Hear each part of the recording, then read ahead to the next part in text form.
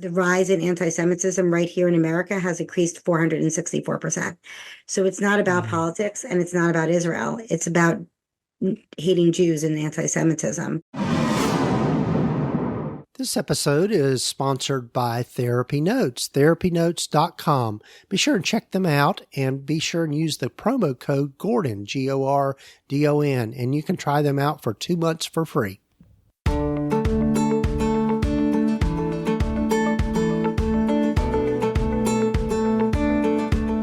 Over 15 years ago, when I started my private practice, I had to learn a lot, and most of it the hard way, and I don't think you need to do the same.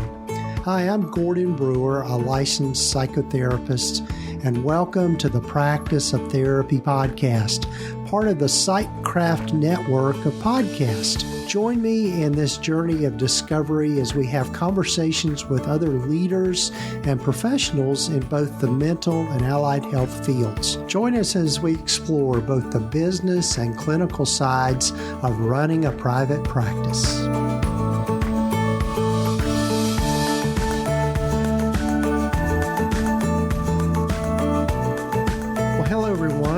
To the podcast. This is Gordon Brewer, and this is episode number 319 of the Practice of Therapy podcast.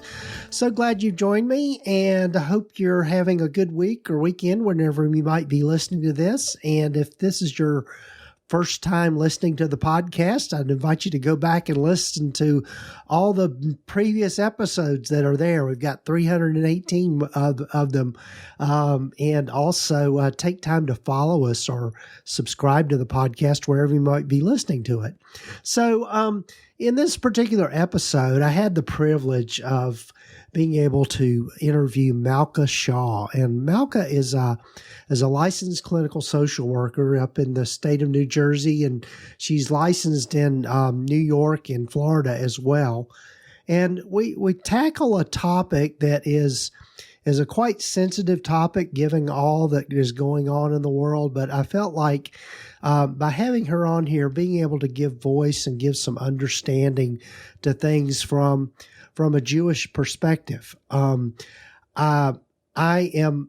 really am not trying to be political, and I don't think Malka is either in the things that she says, but I think she is making people aware of how the events on October the 7th of 2023 has affected so many people across the country. I know I've had several friends and colleagues that are Jewish, and it's really hit hard. And so in this particular interview, Malka just kind of goes into that and also talks about the organization that she and her friend Stacy Shapiro started, the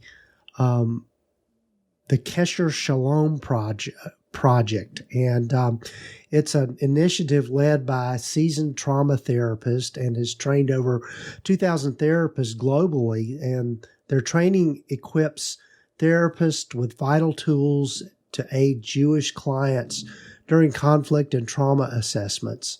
And it's practical techniques and understanding and giving people some Jewish competency through a trauma-focused lens, and as well as addressing the intergenerational trauma and the pervasive impact of anti-Semitism. So it's an important conversation, and I hope you'll listen in. And I learned a lot from Malka and just all that she taught me about Zionism and all of those kinds of things. And I think it's worth a listen because it's not what you think it is. So stick around for my interview with Malka Shaw. Before we get to that, though, one of the things I'd love for you to do is go over to the newly redesigned coaching page that I've set up.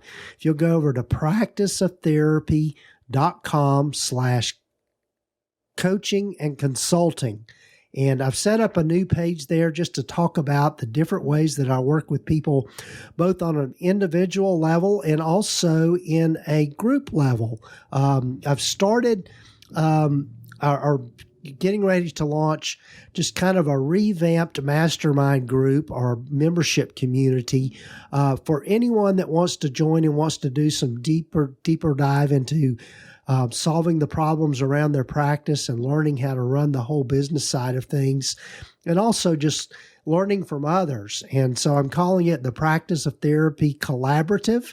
And again, if you'll go to practiceoftherapy.com/coaching and consulting, you can find out more about that. The collaborative, though, is going to be launching at the first week of April, and it is going to be a membership community that we will meet every week. And there will be different topics that we'll cover each week, and also have ways to interact in between meetings through the Circle platform. You'll have access to paperwork packets and all kinds of other resources through that community.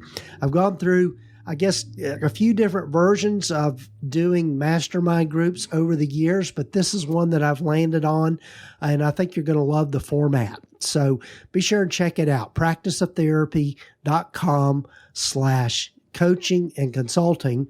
And that'll get you to the page where you can find out more about the collaborative, but also about working with me individually. I've had several people reach out to me recently about just doing some individual consulting with me, and just doing things at a deeper level. So, I invite you to go over and check that out. And also, before we get to my conversation with Malka, I'd love for you to hear from one of the members of the SiteCraft Network, along with some information from our sponsor of the podcast, TherapyNotes.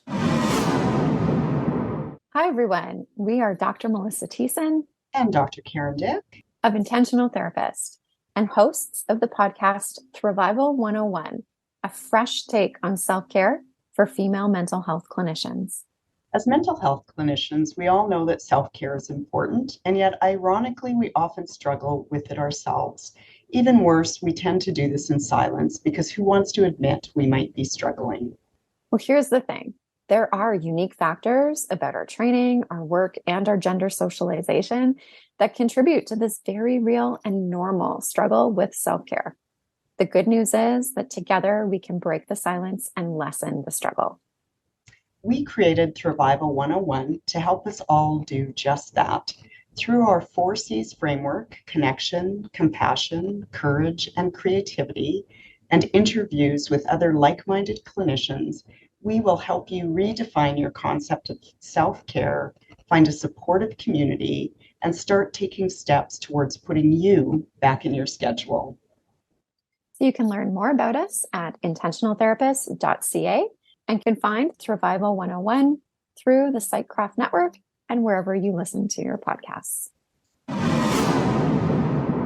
Have you ever wished your private practice could run as smoothly as a well-oiled machine? Well, look no further, because TherapyNotes is here to revolutionize your practice. TherapyNotes is the complete practice management system you've been dreaming of. With everything you need to manage patient records, schedule appointments, meet with clients remotely, create rich documentation, and handle insurance billing, it's your secret weapon for a smoother practice. And the best part? It's accessible wherever and whenever you need it. Yep, even on the go. Imagine having more time for what truly matters, your clients. It's like having an extra set of hands, but digital.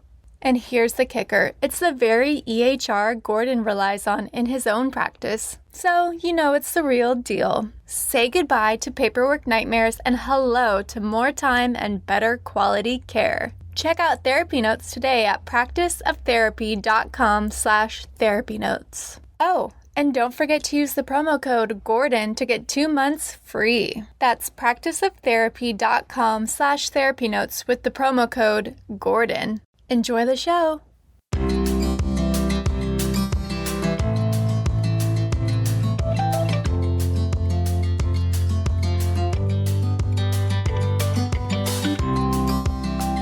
Well, hello, everyone, and welcome again to the podcast. And I'm really happy for you to get to know today Malka Shaw. Welcome, Malka. Thank you so much for having me. It's my pleasure. Yes. And I know it was good to kind of get familiar and get to know Malka is before we started recording. And Malka is a therapist up in New Jersey and has had a lot of experience working with trauma. And I'm going to let Malka tell her story and just talk about the things that she's working on through the Kesher Shalom project. So, Malka, as I start with everyone, tell folks a little more about yourself and how you've landed where you've landed. Thank you so much. So, as he said, my name is Malka Shaw. I reside in New Jersey with my husband and 3 kids. And professionally, I've been in the field for over 25 years. My professional experience has varied in many different ways and forms. I have currently been in private practice for over 16 years. My practice ranges from maternal wellness, women's issues, couples, and trauma. Trauma is one of my specialties. I am an EMDR therapist as well. And one of the unique things about me that I was telling Gordon is I was involved in 9/11. I was living in New York City and I was there for 9/11 and involved in working with the Red Cross and FEMA, debriefing all the first responders, and very much involved in New York City. And since then, I've been involved in a lot of large scale disasters. And that's actually what put me in a unique position to step forward for the Jewish community after the tragedy of October 7th. Yes, yes, and I think it's something that's really in the forefront of our minds, given all that, particularly as we're recording this, given all that's happening in the Middle East, and just and I know even with friends of mine that are Jewish, and just all, it's just really very heart wrenching kinds of things, and people are struggling. And it's, I think, too, as we were chatting about before we started recording, just making us more and more aware of just kind of some anti-Semitism that is probably been under the surface all along, but now we're really seeing it come out. So, yeah. So tell us what you're learning and tell us what we need to know about all of this. And I'm really excited to learn about the Kesher Shalom projects and the work that you're doing there. And I know my good friend Lisa Mustard, who's also part of this, the Sightcraft Network, is a dear friend, and I know she's involved with that as well. She's on So, the board. She's on the board. She's really great. yeah, yeah. So there's a lot to be said. So I think one of the Hmm. things when you said things are under the surface for a long time, I think that's one of the levels of trauma that's hitting after is this level of betrayal. And I liken it to some of the things I do in my individual practice, which is betrayal trauma. So I think what's happening for many people in the Jewish community is they're waking up to find that people that they thought were friends, colleagues, people that they would hang out with at the gym or something recreational are now posting anti-Semitic comments online. And what do you do with that? How do you where do you put space for that, and how do you reconcile that, and who is really there for me? I would like to just take a step back and just explain what the process was like for me when I woke up on October 7th. So I actually am observant. So I found out a little bit of a different way. It was in the middle of a Jewish holiday, so we abstained from electronics on those days. What happened is I was in synagogue celebrating a holiday, and all of a sudden, all these police cars just showed up at our synagogue. And all of a sudden we hear we're giving you extra security. You guys need extra security. And we're getting little bits and pieces of information because we can't watch it or open up our own phones that day. And in that moment, when they said we're giving you extra security, the police all showed up to protect us. I knew I knew in my heart that something was off and my life was never going to be the same again. And Hmm. as the details unfolded, and as I realized that we experienced one of the most disgusting, devastating attacks in recent human history since the Holocaust, I knew my life was never going to be the same, and I knew things were going to change. Hmm.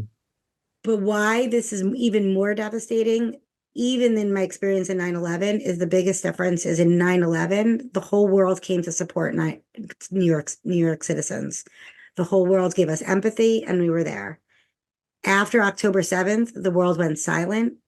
And then after the silence came the finger pointing. And there was macro gaslighting, pointing at the victims as being the people, you deserved it, you meant for it. And whatever your opinions are about what's going on in the Middle East, the facts remain that the rise in anti-Semitism right here in America has increased 464%. So it's not about politics and it's not about Israel. It's about hating Jews and anti-Semitism. Mm-hmm. The Jewish population is 2.2% of the United States. 60% of the hate crimes are targeted at Jews, reported hate crimes. So when we talk about the Jewish population as somebody that's privileged or not really a minority, because that's a lot of what we're hearing, let's look at the facts. We are a minority. We are only 2.2% of the population. That's lower than most one of the smallest minorities here.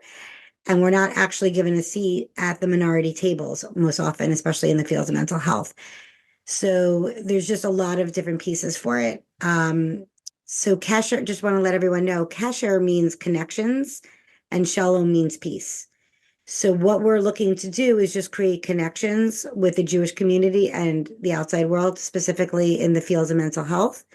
So we can just create an understanding and a peace and Shalom. We all just want peace, inner peace and external peace. Mm-hmm. Yes, yes. One question that comes up, and I know we kind of hit on this a little bit before we started recording, Malka, is I think it's probably a good idea for us to define what anti-Semitism might be, because I think maybe people out there might maybe saying things or doing things that are anti-Semitic and might not even realize it to some degree, or it's just kind of embedded in the culture with what we say and what we do, that I think people need to be aware of. I think that's an amazing point. Anti-Semitism is a form of racism. It's any kind of prejudice, discrimination, or harm against a specific people. What's a little bit unique about Jewish is Jewish could be a religion, an ethnicity, and a culture. Some people will relate to the religion, and some people will relate to the culture, and some people will relate to the ethnicity, and not the other. So you can have somebody who's culturally and ethnically Jewish, but not necessarily religious. So it's any kind of prejudice against the Jewish people. I think one of the myths out there is, well, I'm only an anti-Zionist, but I'm not anti-Semitic. And I would love to just clarify what that actually means, because I think now, especially on social media, there's a lot of definitions of Zionism which are just not true. So if you don't mind, I want to just tell people what the definition. Yes, I think that would be good. Yeah. Okay. So Zionism just simply means the belief that the Jews have the right to self-determination, meaning we have the right to survive, and that we belong, and that we have the right to have our own homeland. 90% of people who are Zionists believe the homeland is in the land of Israel, but it doesn't necessarily mean it has to be in the land of Israel. And it doesn't, but it just means that they have the right to that land. And that having the right to the land does not exclude anybody else from living in the land. That's what I want to be very clear. It doesn't mean that we can't live side by side, but just that we have the right to have a place that's safe.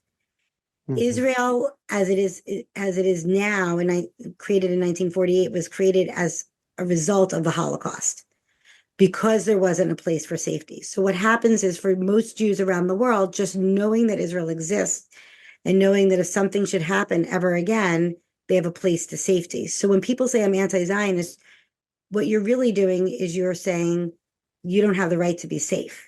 That's what we're hearing. We don't think you have the right to be safe, and we don't believe that you have the right to be safe. And Zionism doesn't mean that at all. And the other thing you should know is there's also a large portion of ultra-religious Jews who don't believe in the modern state of Israel, because they believe that Israel can only be returned through religious means when Messiah comes. We're not going to get religious here because I'm here as a therapist. But from a trauma perspective, what is the definition of trauma? Trauma is anytime you feel unsafe or overwhelmed, whether it's real or perceived.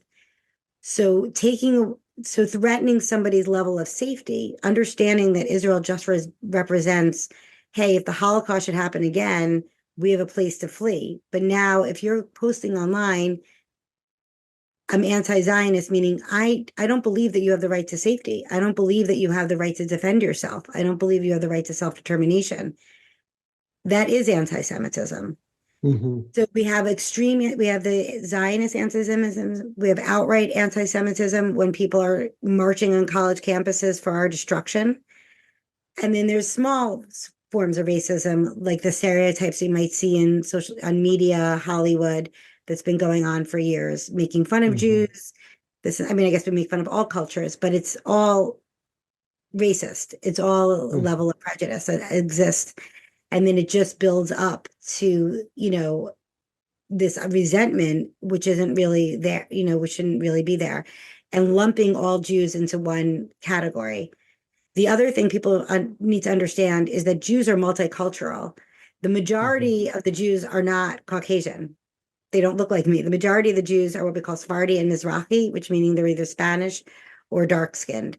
So when people, use certain words against the Jewish people, saying, liking us to our biggest enemy, it's gaslighting on a huge level. Yeah. So I just think people need to be careful about, I'm not saying that you can't criticize the modern state of Israel, because we all can criticize. Name one government that you agree with. Do you agree with the American government 100% all the time? So you can criticize Israel, you can criticize Netanyahu, you can criticize the military strategies, but saying that Israel doesn't have the right to exist, saying that I hate Zionists is a form of anti-Semitism, and I want to be really clear about that. And I really want people to understand, when you're saying that, you're hurting people in their heart. Because imagine I told you people from Tennessee don't have the right to exist. I don't know that much about you, Gordon, or, therapists don't have the right to exist. You're lumping an entire group of people into one category. Right. Yeah. One of the things that comes to mind for me, Malka, as you're talking about this, is one of the, and I think this is such an important topic, just globally. I think is that what we've experienced in recent years is so much polarization of really just kind of wanting to put people into boxes, and taking this kind of black and white way of thinking about things. And what we know as therapists, and you were alluding to this even before we started recording, our job as therapists is to really meet people where they are and to understand their internal world. Well, part of anybody's internal world is the culture with which they came from, which really none of us has a choice in that. It's just how we happen to be born, and who we're born to, and all of that sort of thing. And one of the many hats that I wear is I'm a clergy person in the Episcopal Church. So one of the things I like to explain to people is that I identify as Christian by virtue of the culture I was born to. I was born into a Christian culture. If I had been born in India, or if I had been born in any other parts of the world, I probably would have I would have been part of that culture, and that's what I would have known, and that's what I would have been brought up in. But I think everybody, maybe one way to think about this is everybody, I think, has the need and the right to seek meaning in their life through what they're familiar with. I think there are many, not to get overly religious here, because we are therapists, but I think there are many paths to God and to higher being, or however you want to put that. And I think what we have to do is we have to find what brings meaning to us, and brings, like you said, safety, and knowing that we're familiar, and that whatever we practice, or whatever we are born into, or the culture that we have to make sure that that's safe for everyone. 100%. I mean, that's our role as therapists, right? Our role is to, number one, have a non-judgmental, safe place and hold space for anybody's pain. And it's our job to relate to because when we talk about it in the trainings, I'll tell you about, the Kesher's been writing, we're talking about the core emotions of, feeling betrayed, feeling hopeless. Some people are feeling very angry right now in the Jewish community, sadness, depression. Some people are internalizing the anti-Semitism. When we talk about the core emotions of grief, shame, doubt, anxiety, stress, if you can't relate to those emotions, as a therapist, then I don't know what you're doing in the therapy field. But Right.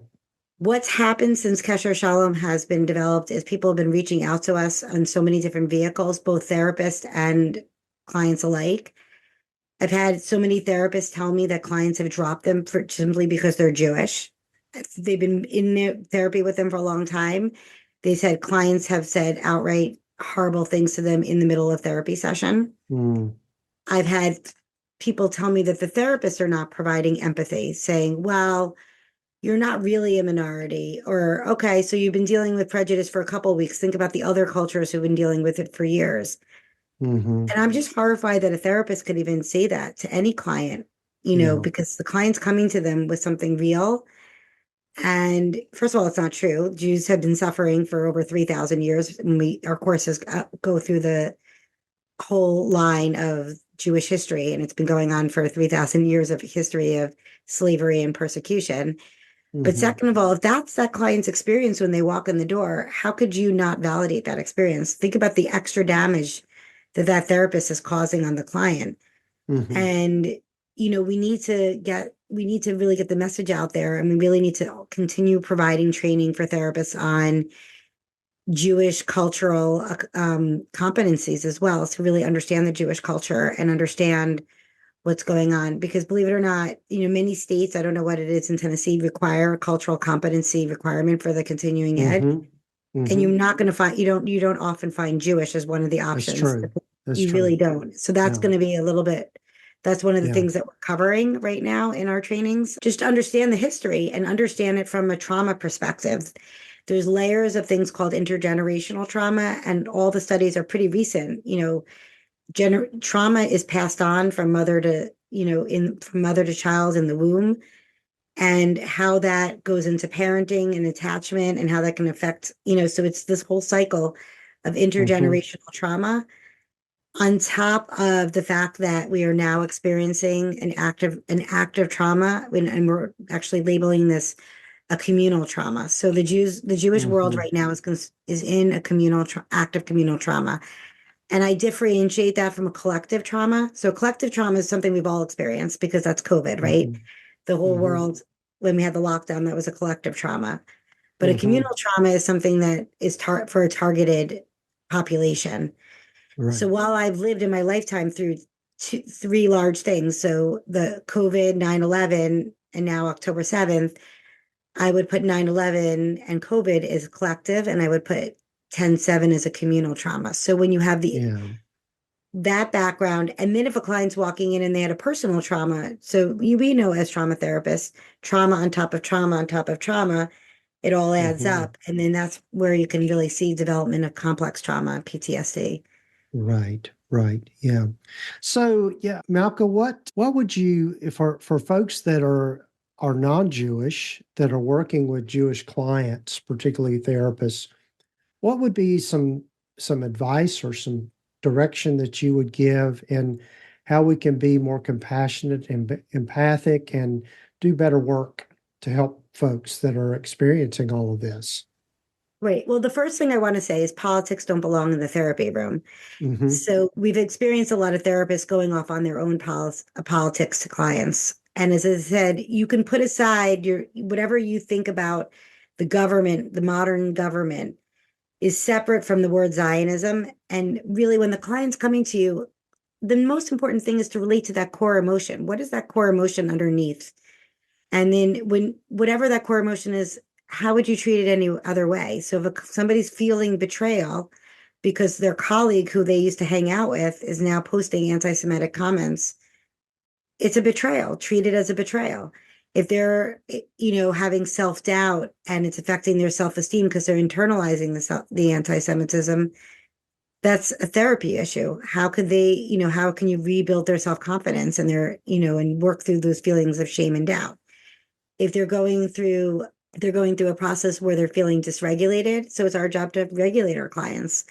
But Hmm. it's really about just having the empathy and the understanding that it's a culture right now that is hurting and it's being gaslit on a macro level.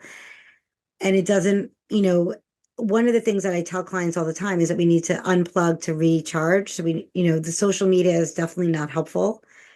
to see it in too many big doses, because it feels like every few weeks there's another drop in the bucket that just kind of recharges it. It's important to be aware of what's going on, especially what's going on in Congress right now. It's really important, but that OCD level of looking at the social media on an ongoing loop is not going to be helpful for your clients. But for the therapist, you want to understand what's going on. To hear Congress tell the presidents of Ivy League schools that they need to step down because they're anti-Semitic is shocking. The whole, I don't know if you saw that, Gordon, like it's shocking. Yeah. Yeah. What's going on. And, I'm very grateful that Congress is standing up for us, but the fact that they even have to is shocking. You think it's 2023, I'm sorry, 2024, Happy New Year. And we still have to go through that. And, and they still have to be told you need to step down. It's a shock to the system. So, again, it's not about what you personally agree with or not agree with. It's about it's starting where the client is at, just the basics of being, that's the basic tenet of social work.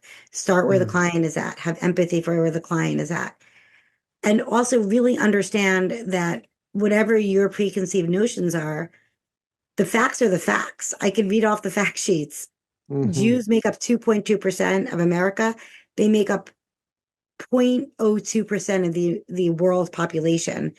So when people say, well, you're not really a minority, or you're not really a marginalized people, no, it's not true. It happens to be that we're a very successful minority. And and we have a survivor mentality. And for whatever reason, the successful or the survivor mentality feeds into the anti-Semitism. Because people, as you said, it's this polarized world of like either you're good or you're bad. You're either a victim or you're the victor. But why can't you be somebody who's been victimized but still be successful? Because that's really the definition of a Jew in modern society. We rose from the ashes of the Holocaust. So, and when you look at some of the more successful professions, the numbers are not representative, meaning Nobel Peace Prize winners, people with PhDs, you're going to have a much larger than 2.2% of Jews who have accomplished that. So that also lights the fire, but it also makes it much more complicated. And the world is not black and white. And you have to look at all the different shades of gray when a client walks in the room. You can be successful and you can be a survivor, but it doesn't mean you're not hurting. And it doesn't mean you haven't had some level of victimhood. It's just that's what's embedded in the culture of being a Jew. What's embedded in our culture and our value is the idea of not seeing ourselves as a victim and seeing ourselves as survivors. Yeah. One of the things, Malka, that I think about is when you talk about empathy, to me, what goes hand in hand with empathy is being curious and not critical, of being able to, if you don't know, is to really dig in and find out what the other person's internal world is like, and for them to be able to give voice to that. Because, that old proverb, until you've walked a mile in somebody's shoes, you just don't know what it's like for them. And so being able to be curious about that and try to understand, I think is the road to healing with all of this. And one of the things, again, from my own culture, my own faith background, being Christian, is a lot of Christians don't know their history.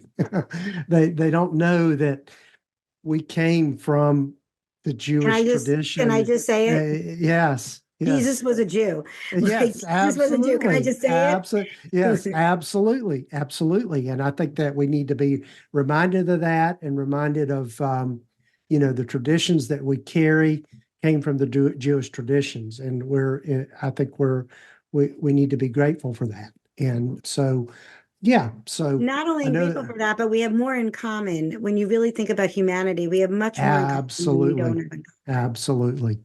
absolutely. I mean, not to get, again, way off on a tangent, our the Christian practice of the Eucharist or the Lord's Supper comes directly from the Seder. I mean, I know. it's just that simple. And it's so we again, it's I think people need to be aware of that. And I think if we can be grateful for that, be what's the other word I'm looking for? Just being humble with all of that. I think it's so important to recognize. Well, I think that's a lost part of being a therapist. Is being a therapist, you need to have a little bit of humility. And that's one of the things that it's also a tangent that I see with the younger population coming into the field. You need to have a level of humility. One of the things that I enjoy about being a therapist so much is just the getting to know such a wide scale of people. And especially because I'm in the New York area, a wide, vast of cultures. And when we talk about culture, it's not even the traditional sense of culture. Like I'll have nurses in an ER, or I'll have a lot of cops. And each of these professions have like cops have a culture, nurses working in a hospital have a culture, and we get to be a little like we get to have these little windows and really be a little Mm-hmm. bit of a jack of all trades and understanding of all different, every person is a different universe. And Mm-hmm. you do come to being a therapist because you really love and care for people as just humanity. So that is Mm-hmm. one of the things. But then when I now hear all these stories about therapists who are so invalidating and not coming from a place of curiosity, coming from a place of judgment in the therapy room. The therapy room is the place that's supposed to be the safest in the world for somebody to Mm-hmm. express their emotions. Is very disheartening, because Mm-hmm. it's something that I take a lot of pride in. I've obviously put in my time in the field and I'm very passionate about the work that I do.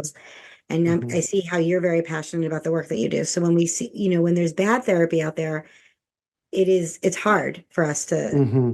work through and manage. And it's really hard when clients come to us and they're like, well, maybe I could only go to a Jewish therapist, or who can I go see? And we don't want that either. We don't want to be isolated either. So, that's why we started doing these, we're doing these continuing ed courses. And that's why they're all coming from a trauma perspective. And that's why we're going to continue doing the continuing ed courses. And we're going to be putting out a lot of support groups out there. And we're available for organizations to come in and bring us in and do trainings for their staff.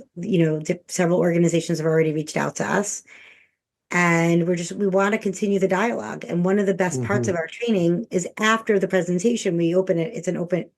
The dialogue that is open, Mm-hmm. and the stories that we hear through the trainings and the dialogue that's created is really one of the best parts. And it's just really eye opening Yeah. for non-Jewish and Jewish therapists to speak about, their experiences. And that's all we want. We just want to have an open dialogue and Yeah. an open discussion with people. Yeah.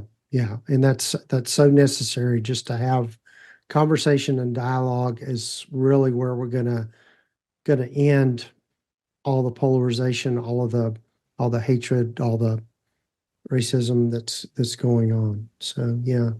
Well, Malka, I've got to be respectful of your time, and I know we could spend all day talking about these important things. Tell folks about how to get in touch. Tell them about the Kesher Shalom project and that sort of thing. Awesome. Okay. So we actually just launched a website. It's Mm-hmm. www.keshershalom.com. You could reach me at malka@keshershalom.com. In terms of finding out more information about the trainings, you can go as a professional, you can go on the website and sign up for our newsletter so you'll be always updated. We are going to be starting specifically doing Jewish parenting courses in the times of anti-Semitism, both for elementary school and parents of college students, as well as programs for college students. If you want to get in touch with me personally, my website is malkashaw.com. We kept the names very simple so people can know Mm-hmm. about it. And we hope to see you. We hope that you join with us and you can support us. And, you know, again, one of the things the Jews have had a long-standing history of supporting all the other minorities. So this is a time that we're hurting and we just want support, understanding, and empathy. And I think that's what every human being in the world deserves is support, understanding, and empathy. And Yes. Gordon, thank you so much. It's really been my pleasure to get to know you, and you're just an amazing soul out there. Mm, And, we hope that we continue to work with you and have partnerships with you as yeah. well. Well, thank you. Thank you. I'm sure we'll be talking again here soon, Malka, and it's really been good to get to know you today.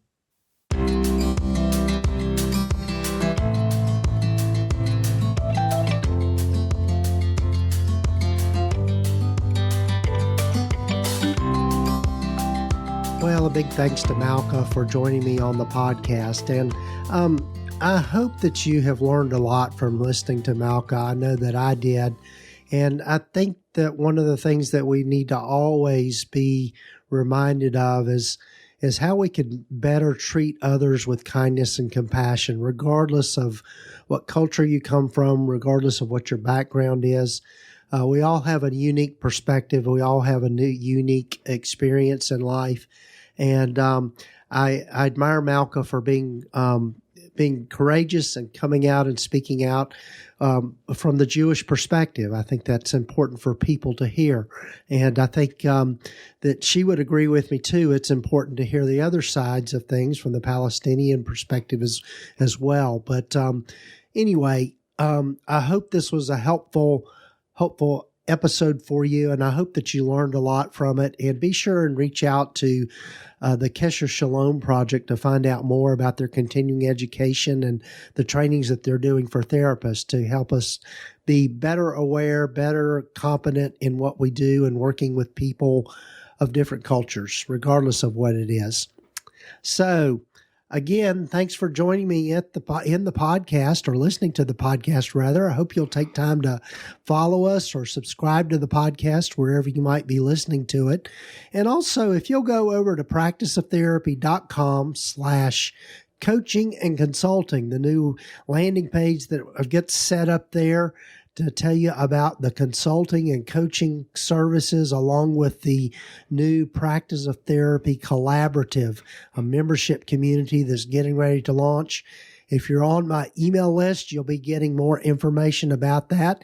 And if you'd like to join the email list, just go to practiceoftherapy.com and just sign up to get the free private practice startup guide. Even if you've already started your private practice, you might find some helpful information in there. And also that'll put you on the list to find out other things that are coming up. I know I was talking with my good friend, Dr. David Hall, earlier this week as I'm recording these intros and outros.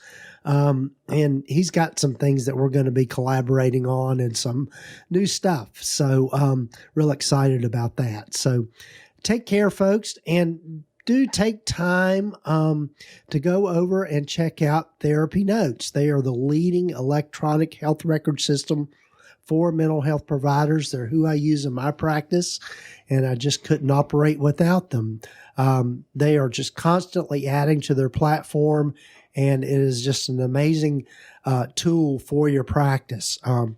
Everything from billing insurance to scheduling people, giving people a patient portal, and also sending messages to clients confidentially through their HIPAA secure platform. So be sure and check it out. And be sure and use the promo code Gordon, just GORDON, to check them out for 2 months for free. And let them know that you learned about them from the Practice of Therapy podcast. So take care, folks. Got a lot of great guests lined up for future weeks, and we'll talk to you then.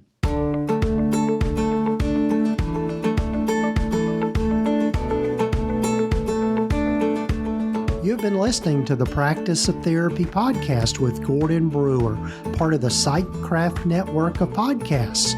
You can find out more about the other great podcasts in the network by visiting psychcraftnetwork.com. And if you haven't done so already, please visit us at practiceoftherapy.com and get your free private practice startup guide, along with a lot of other great resources and webinars and free things just by visiting. Also, be sure to follow us wherever you might be listening to your podcasts. This podcast is intended to be educational in purpose and is not intended to give legal, accounting, or counseling advice. If you need a professional, find the right person for that.